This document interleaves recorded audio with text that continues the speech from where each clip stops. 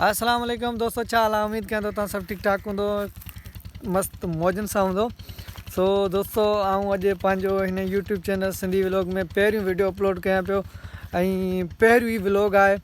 ऐं ख़ासि कहिड़ी ग़लती हुजे त माज़रत चवंदा, छो जो एतिरो ख़ासि प्रैक्टिस कोन्हे व्लॉग जी। ऐं छो त असां पहिरियों वीडियो अपलोड कयूं पिया, इंशाल्लाह आस्ते आस्ते सुठी प्रैक्टिस भी थी वेंदी ऐं सुठी ॼाण भी थी वेंदी, उमेद कयूं था। सो ऐं असांखे ऐं तव्हां मां ख़ासि करे असीं उमेद सुठी रखूं था, छो त असांखे तव्हांजी प्रमोट ऐं तव्हां ई प्रमोट करे सघो था। कीअं करे सघो था उहो तव्हां ई ॼाणो था।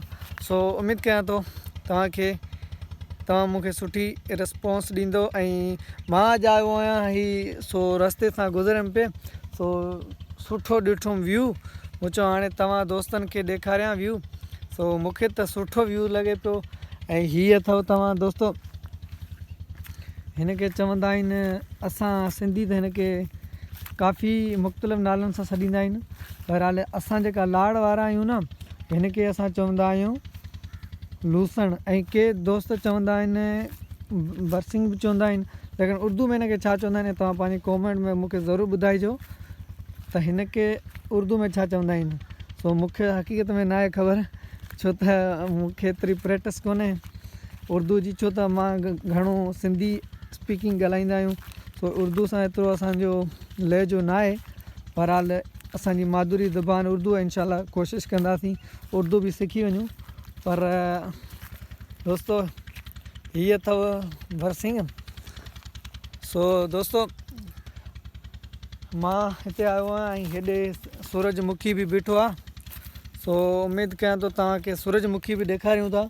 ऐं मां हिते आयो आहियां, हीअ लूसण अथव।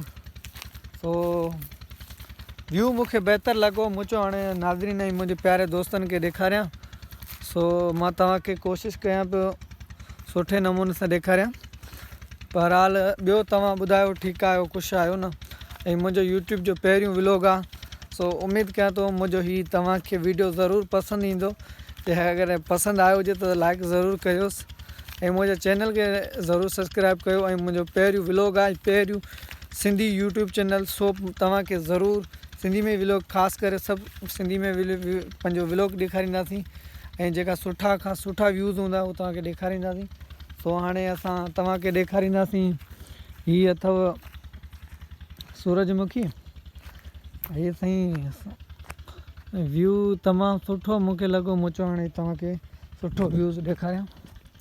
सो हीअ त व्यूज़। सो हाणे नाज़रीन, हाणे हिन जी मूंखे ख़ासियत हिकिड़ी लॻी, छो जंहिं तरफ़ सूरज हूंदो आहे न, सूरज हूंदो आहे उन तरफ़ डालडा जो साइड हूंदो आहे, यानी उन जो तरफ़ ई ॾिसंदो आहे। उनजो मोह जेको आहे न सूरजमुखी जो, उहो ख़ासि करे सूरजमुखी सूरज ॾेई रखंदो आहे। सो इहा वजह हाणे तव्हां बहितर ॼाणो था, छो एतिरी मूंखे ॼाण न आहे। बहरहाल तव्हां ई ॿुधाए सघो था। सो हाणे दोस्तो, मुंहिंजो हीअ त सूरजमुखी। सो उमेद आहे तव्हांखे ज़रूरु पसंदि ईंदो। मुंहिंजो न आहे बल्कि दोस्त जो आहे। सो आउं कोशिशि कयां पियो त, छो त मुंहिंजो ऐं मुंहिंजी कॾहिं मूं व्लॉगिंग कोन कई आहे, ठीकु आहे। बहरहाल कॾहिं मां व्लॉगिंग कोन कई आहे। सो इन जे करे तव्हां का मिस्टेक थी हुजे, माज़रत चवंदा तव्हां खां।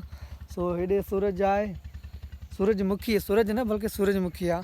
सो हेॾां बरसिंग आहे ऐं लूसण चवंदा आहियूं असां लाड़ वारा। सो हीअ त माशाल्लाह बिल्कुलु तयारु थी वियो आहे। हाणे तक़रीबन 10 खां 15 ॾींहं हिन में, घटि खां घटि 10-15 ॾींहंनि खां बाद में हिन जो कमु तमामु थी वेंदो, यानी लाभारो थी वेंदो। ठीकु आहे दोस्तों। सो हाणे तव्हां खां इजाज़त वठंदासीं। कीअं लॻो मुंहिंजो व्लॉग? उमेद आहे तव्हांखे मुंहिंजो नंढो व्लॉग पसंदि आयो। अगरि पसंदि आयो आहे त वीडियो खे लाइक कयो ऐं चैनल खे ज़रूरु सब्सक्राइब कजो यार, महिरबानी करे। सो हाणे तव्हां खां वठंदासीं इजाज़त। Good by.